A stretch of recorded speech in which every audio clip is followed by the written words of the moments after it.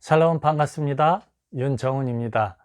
오늘은 마태복음 3장 말씀으로 은혜를 나누고자 합니다. 1절입니다. 그때 세례 요한이 이르러 유대 광야에서 전파하여 가로되 회개하라 천국이 가까웠느니라 하였으니 3절 저는 선지자 이사야로 말씀하신 자라 일러스되 광야에 외치는 자의 소리가 있어 가로되 너희는 주의 길을 예비하라 그의 첩경을 평탄케 하라 하였느니라. 항상 복음서의 핵심은 예수 그리스도입니다. 3장에서도 역시나 마태는 유대인들이 모두 알고 있는 어머니가 사가랴였고 아버지가 제사장인 레위지파 세례 요한을 들어서 예수님을 증거하고 있는 것이지요. 길 예비자인 세례 요한의 외침이 무엇입니까? 바로 회개입니다. 이 회개는 잘못을 반성한다는 의미가 결코 아닙니다. 유대인들이 믿지 않았고 받아들이지 않았던 예수님이 바로 그 메시아이니 그분께로 마음을 돌이키라라는 것이죠. 여기서 천국은 고통과 슬픔이 없는 그런 유토피아의 개념이 아닙니다. 유대인들의 천국의 의미는 로마로 인하여서 무너진 이스라엘의 회복과 또 왕으로 인한 통치를 천국으로 알았다는 것입니다. 그 천국을 기대하였던 것이죠. 이 천국이 가까웠다라는 것입니다. 이것은 곧 메시아가 그들을 만나게 된다라는 것이죠. 4절입니다. 이 요한은 약대 토롯을 입고 허리에 가죽띠를 띠고 음식은 메뚜기와 석청이었더라. 이때 예루살렘과 온 유대와 요단강 사방에서 다 그에게 나와 자기들의 죄를 자복하고 요단강에서 그에게 세례를 받더니 7절에 요한이 많은 바리새인과 사두개인이 세례 베푸는 데 오는 것을 보고 이르되 독사의 자식들아 누가 너희를 가르쳐 임박한 진노를 피하라 하더냐. 자복은 그 윤리적인 잘못을 시인하는 것이죠. 그리고 회개는 무엇입니까? 온전한 메시아관을 가지고 예수님께로 마음을 돌이켜서 성령 하나님의 인도하심을 받아 성도의 온전한 삶을 사는 것이 바로 회개인 것이죠. 즉 자복과 회개는 완전하게 다르다라는 것입니다. 예를 들어 보겠습니다. 베드로가 3년 동안 예수님을 따라다닙니다. 그런데 이 베드로는 진정한 회개자가 아니었기 때문에 미천한 계집종의 그런 질문에도 예수님을 부인하였던 것입니다. 하지만 그에게 성령 하나님이 임재하신 이후로, 즉 그가 회개한 이후로 그는 결단코 이제는 많은 핍박과 고난과 죽음 앞에서도 당당하였던 것들을 봅니다. 이것이 바로 회개였다라는 것이죠. 바리새인과 사두개인들을 가르쳐서 독사의 자식들하고 이야기합니다. 이들은 잘못된 메시아관으로 가르쳐서 유대인들로 하여금 예수님을 부인하게 만들었던 지도자들이기에 그들을 독사의 자식, 즉 사단의 자식이라고 표현하고 있는 것입니다. 8절입니다.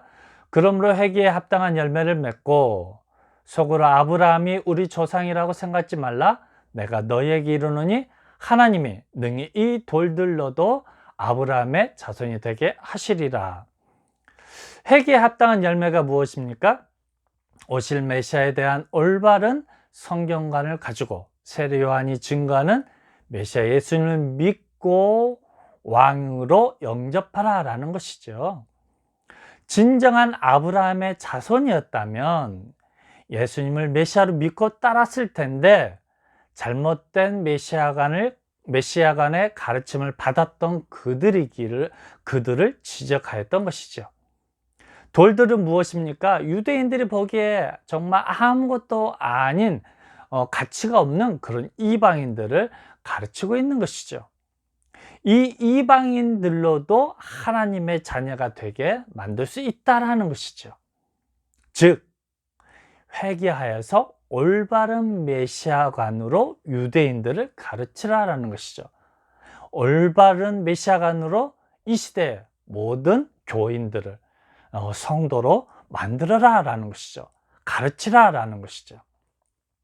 10절입니다. 이미 도끼가 나무 뿌리에 놓였으니 좋은 열매를 맺지 아니하는 나무마다 찍어 불에 던지우리라. 좋은 열매 맺지 아니하는 나무가 무엇입니까? 올바른 메시아관을 가르치지 못한 종교 지도자들을 가르치는 것이죠. 좋은 열매란 바른 성경관으로 오신 메시아를 영접하는 자들을 가르치는 것이죠. 올바른 메시아관 성경관을 가르치지 않는 자들에게 심판이 있다라는 것입니다. 이 시대도 동일한 것이죠. 올바른 성경관과 메시아관을 가르치지 않는 지도자들에게 하나님의 심판이 있을 것입니다. 11절이요. 나는 너희로 회개케 하기 위하여 물로 세례를 주거니와 내 뒤에 오시는 이는 나보다 능력이 많으시니 나는 그의 신을 들기도 감당치 못하겠노라. 그는 성령과 불로 너희에게 세례를 주실 것이요 손에 키를 들고 자기의 타작 마당을 정하게 하사 알곡은 모아 곳간에 들이고 죽저기는 꺼지지 않는 불에 태우시리라 말씀하십니다. 세례 요한은 하나님을 믿게 하기 위하여 주시는 물세례입니다. 물세례는 하나님을 믿게 하기 위하여서 주는 것이죠. 죄를 사하게 하여서 주는 세례가 아닌 것이죠. 그래서 자신이 증거하는 자신의 뒤에 오시는 메시아가 능력이 많다라고 표현하고 있습니다. 이 능력이 무엇입니까? 죄를 사하여 주시는 능력인 것이죠. 성령 하나님은 예수님께서 죽으시고 부활하셔서 제자들에게 허락하신 보혜사 성령을 가리킵니다. 이것이 바로 성령인 것이죠. 불은 무엇입니까? 구약 성경에 하나님의 임재를 불로 표현한 것이죠. 불기둥으로 이스라엘 민족들을 인도하여 주시고 임재하였던 것이죠. 즉, 이 유대인들이 하나님을 이해할 때에 불꽃 중에 함께 하시며 인도하심을 받았던 것이죠.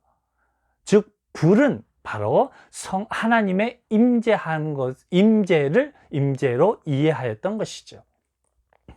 즉, 불과 성령은 하나님의 임재의 표현인 것입니다. 즉, 성령과 불로 세례를 주시는 분은 하나님이 보내신 예수님이다라는 것이죠. 13절이요. 이때 예수께서 갈릴리로서 요단강에 이르러 요한에게 세례를 받으려 하신대 14절 요한이 말려 가로되 내가 당신에게 세례를 받아야 할 터인데 당신이 내게로 오시나이까. 15절에 예수께서 대답하여 가라사대 이제 허락하라. 우리가 이와 같이 하여 모든 의를 이루는 것이 합당하니라 하신대 이에 요한이 허락하는지라. 요한의 물세례는 회개케 하는 세례입니다. 즉 예수님은 물세례를 받아야 할 이유가 전혀 없는 것이죠. 그래서 예수님께서 물세례를 받은 이유를 다음 절에 표현하고 있습니다.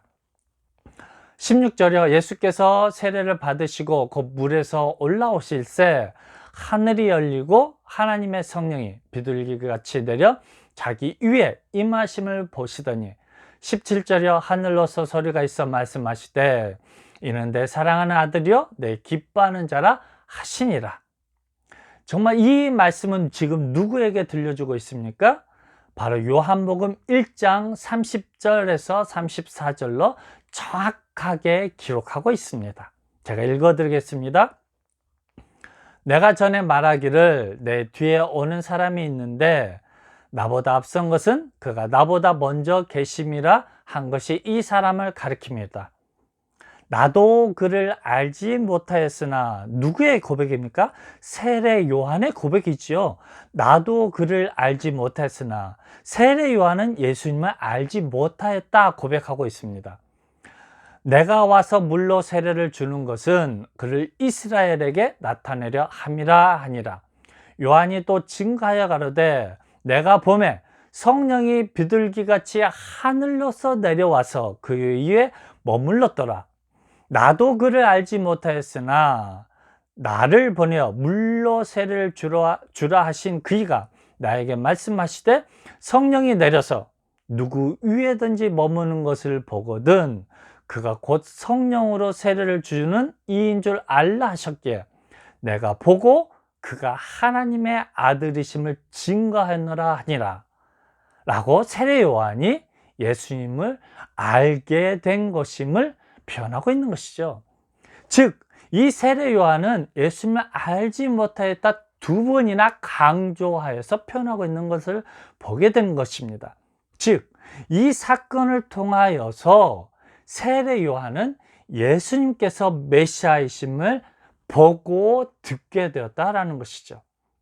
그래서 이 세례 요한은 예수님 메시아인 것을 알게 되어서 또 알게 된 것을 증거했던 것이죠.